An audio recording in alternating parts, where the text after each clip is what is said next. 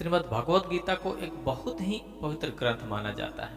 इसके अध्ययन से पूर्व हम यह भी जान सकते हैं कि इसके बारे में हमारे महापुरुषों के क्या विचार हैं, वो श्रीमद् भगवत गीता के बारे में क्या सोचते हैं।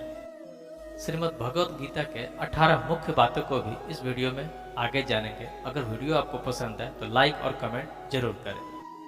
भगवान श्री कृष्ण क्या कहते हैं गीता के बारे में? गीता मेरा हृदय है, गीता मेरा उत्तम सार है, गीता मेरा अति उत्तम उग्र ज्ञान है, गीता मेरा अविनाशी ज्ञान है, गीता मेरा सर्वश्रेष्ठ निवास स्थान है, गीता मेरा परम पद है, गीता मेरा परम रहस्य है और गीता मेरा परम गुरु भी है। महर्षि व्यास जी कहते हैं कि जो अपने आप श्री विष्णु भगवान के मुख कमल से निकली हुई वह गीता अच्छी तरह कंठस्थ करना चाहिए। अन्य शास्त्रों के विस्तार से क्या लाभ? श्रीमद् आद्य शंकराचार्य जी कहते हैं कि गाने योग्य गीत तो श्री गीता का और श्री विष्णु सहस्र नाम का गान है। धरने योग तो श्री विष्णु भगवान का ध्यान है। चित्त तो सजनों के संग पिरोने योग्य है और वित्त तो दिन दुखियों को देने योग्य है। संत ज्ञानेश्वर जी गीता के बारे में कहते हैं कि गीता में वेदों के तीनों कांड स्पष्ट किए गए हैं, अतः वह मूर्तिमान, वेद रूप और उदारता में तो वह वेद से भी अधिक है। अगर कोई दूसरों को गीता ग्रंथ देता है तो जाने कि उसने लोगों के लिए मोक्ष सुख का सदाव्रत खोला है। गीता रूपी माता से मनुष्य रूपी बच्चे वियुक्त होकर भटक रहे हैं, अतः उनका मिलन कराना यह तो सर्व सज्जनों का मुख्य धर्म है। स्वामी विवेकानंद जी कहते हैं कि श्रीमद् भगवत गीता उपनिषद रूपी बगीचों में से चुने हुए आध्यात्मिक सत्य रूपी पुष्पों से गुथा हुआ पुष्प गुच्छ है।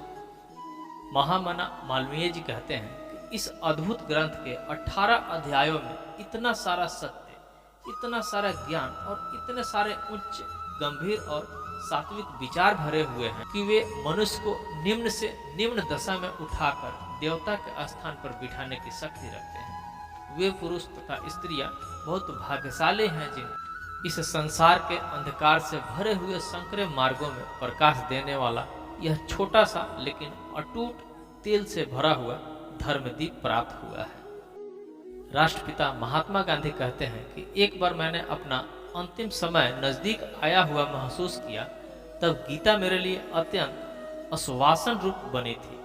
मैं जब जब बहुत भारी मुसीबतों से घिर जाता हूँ तब तब मैं गीता माता के पास दौड़कर पहुंच जाता हूँ और गीता माता से मुझे समाधान न मिला हो ऐसा कभी नहीं हुआ। स्वामी श्री लीला शाह जी महाराज कहते हैं कि जीवन के सर्वांगीण विकास के लिए गीता ग्रंथ अद्भुत है।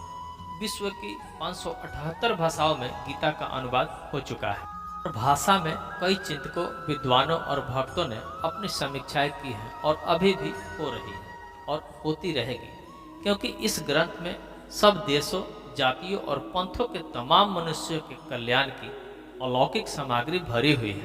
अतः हम सबको गीता ज्ञान में आवाहन करना चाहिए। भोग, मोक्ष, निर्लेपता, निर्भयता आदि तमाम दिव्य गुणों का विकास करने वाला यह गीता ग्रंथ विश्व में अद्वितीय है।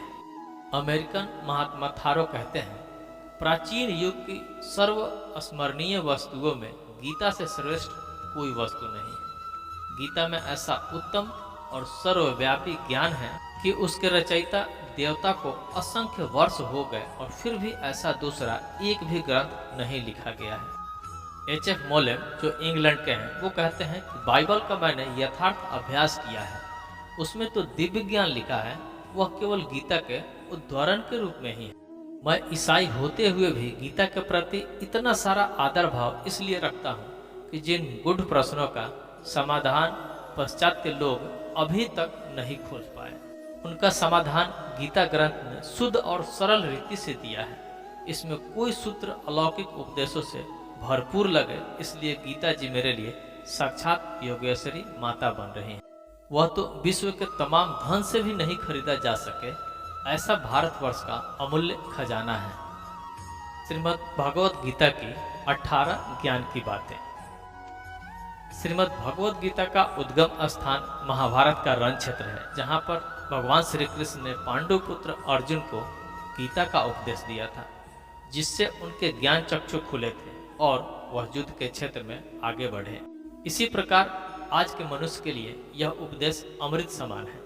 इन उपदेशों का सार 18 बातों में समाहित किया गया है, जिन्हें साधारण मनुष्य भी अपने जीवन में अनुसरित कर सकता है और गीता में बताई गई बुराइयों से मुक्ति मार्ग पर अग्रसर हो सकता है। भगवत गीता की 18 ज्ञानवर्धक बातें। सुख एवं आनंद मनुष्य के भीतर ही निवास करते हैं, परंतु मनुष्य उसे स्त्री में, घर में और बाहरी सुख प्राप्ति के लिए ढूंढ रहा है। श्री कृष्ण कहते हैं कि भगवान उपासना केवल शरीर से ही नहीं बल्कि मन से भी करना चाहिए। ईश्वर का वंदन ही उन्हें प्रेम बंधन में बांधता है। मनुष्य की उपासना ही उसके पुनर्जन्म का कारण होती है। मनुष्य इंद्रियों के अधीन है, इसलिए उसके जीवन में विकार और परेशानियां आती है। मनुष्य के अंदर धैर्य, सदाचार, स्नेह और सेवा जैसे गुण सत्संग के बिना नहीं आते हैं। श्री कृष्ण कहते हैं कि जिस प्रकार शरीर से वस्त्र मैल होने पर बदल देते हैं, ठीक उसी प्रकार मन में यानी हृदय में मैल होने पर उसे निकाल देना चाहिए। भगवान श्री कृष्ण कहते हैं कि जवानी में जिसने ज्यादा पाप किए हैं उसे बुढ़ापे में नींद नहीं आती, उसे वह पश्चाताप में बिताते हैं।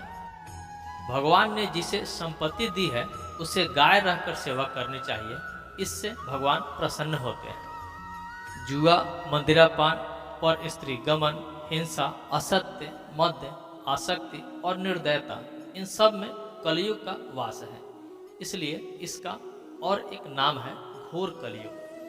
अधिकारी शिष्य को यानी जो ज्ञान प्राप्त करने में परिश्रम करते हैं उसे सद्गुरु अवश्य मिलता है।